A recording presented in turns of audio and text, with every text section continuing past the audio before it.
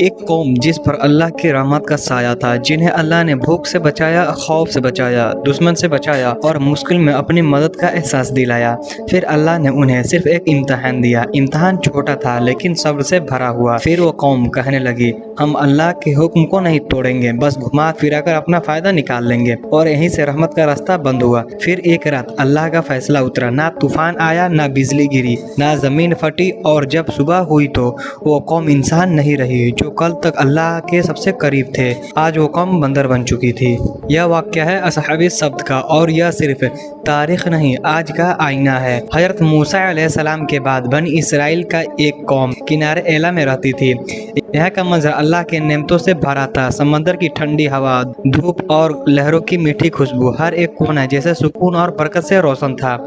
یہ لوگ اللہ کے نام سے واقف تھے، اس کے احکام جانتے تھے، لیکن دلوں میں ایک پرانی عادت زندہ تھی۔ یہ قوم پہلے بھی وعدہ کرتی تھی اور پھر اسے اپنی سہولیت کے مطابق توڑ دیتی تھی۔ وہ قوم کہتی تھی، ایک وعدہ توڑنے سے کیا ہوگا، ہم بعد میں اللہ سے پھر معافی مانگ لیں گے، اور ہنستے۔ زبان سے اطاعت اور عمل میں چالاکی۔ اس قوم کے بزرگ لوگ کہتے، ہم اللہ کے منتخب کیے ہوئے لوگ ہیں، ہم پر پابندی کیوں لگائی گئی؟ پابندی نہیں، یہ امتحان ہے، اور ہمیں اللہ پر یقین رکھنا چاہیے۔ اللہ نے ان کے حال دیکھ کر ان پر ایک ایسا امتحان رکھا جو ان کے دل کا راز کھول دے، اس لیے ان پر پابندی لگائی گئی، صرف یعنی ہفتے کا دن۔ اللہ نے اس قوم سے کہا، صرف ہفتے کے دن اپنی تجارت چھوڑ دو، اپنی مسئولیت چھوڑ دو، اور صرف میری ہی عبادت کرو۔ شہر میں آواز پھیلی، ایک شخص بولا، صرف ایک دن کی تو بات ہے، اللہ کے لیے رک جائیں گے؟ ہنس کر بولا، دیکھتے ہیں۔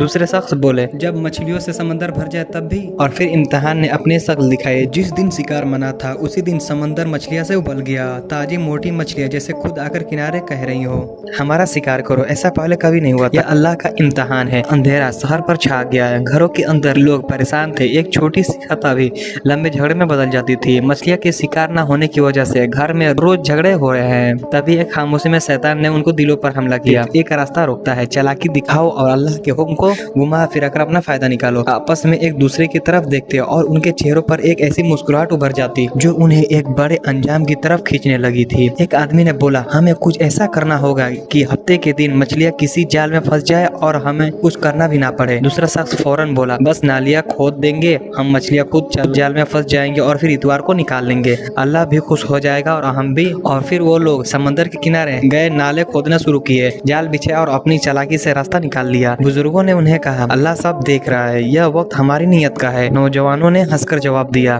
ہم تو عقل مند ہیں، دیکھو ہم نے تو حکم نہیں توڑا، صرف ایک راستہ نکالا ہے۔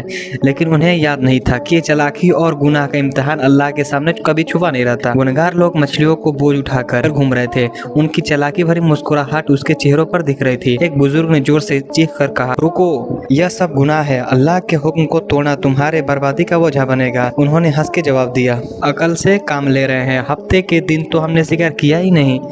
بازار کے کچھ لوگ کہتے ہیں، ان کے چہرے دیکھو، لگتا ہے یہ سمجھتے ہیں کہ اللہ کو دھوکہ دے رہے ہیں، مگر حقیقت یہ ہے اللہ سب دیکھ رہا ہے، یہ گناہ کا سلسلہ خود انہیں برباد کر دے گا۔ مچھلیاں ملے یا نہ ملے، ہمارا انتظام تو ہو جائے گا۔ اور ہنسے، ہماری عقل سے مچھلیاں ملنا شروع ہو گئی ہے۔ اور نیک لوگ کہنے لگے، ان نافرمان لوگوں سے الگ ہونا پڑے گا، ہم پر بھی عذاب نہ آ جائے۔ شہر کے لوگ 3 حصوں میں بٹ گئے۔ پہلا حصہ گنہگار، وہ لوگ جو چالاکی اور ہیلا سازی میں لگے ہوئے تھے اور خود کو عقل مند سمجھتے تھے۔ دوسرا حصہ نیک لوگ، وہ جو چیخ چیخ کر سب کو روک رہے تھے اور ہر کسی کو اللہ کے عذاب کا خوف سمجھا رہے تھے۔ اور تیسرا حصہ خاموش لوگ، وہ لوگ جو دیکھ رہے تھے اللہ کی رحمت ان کے ساتھ ہے یا نہیں۔